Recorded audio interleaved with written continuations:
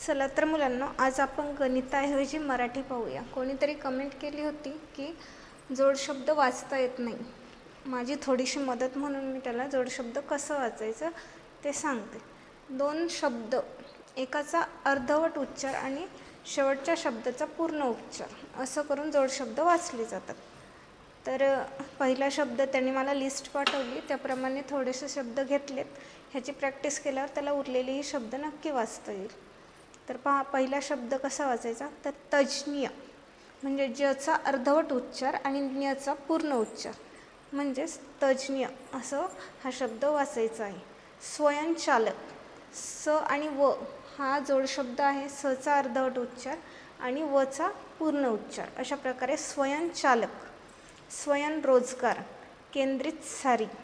Tsunami, आता सुनामीमध्ये त हा पोटातच मानला जातो, म्हणजे त्याचा उच्चार अगदी थोडासा, सुनामी.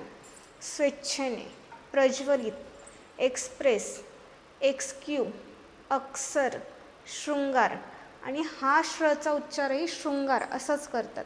इन्क्वायर, वर्चस्व, पकस्वे, सार्वभौमत्व, भारकत्म, नागत्मा, पच्छिती, साध्वी, विध्वंसन, रेविक्टन, ऊर्ध्व, ऊर्ध्वका, उद्वार, सबस्क्रिप्शन, ब्रह्मज्ञान आणि पार्श्वभूमीवर.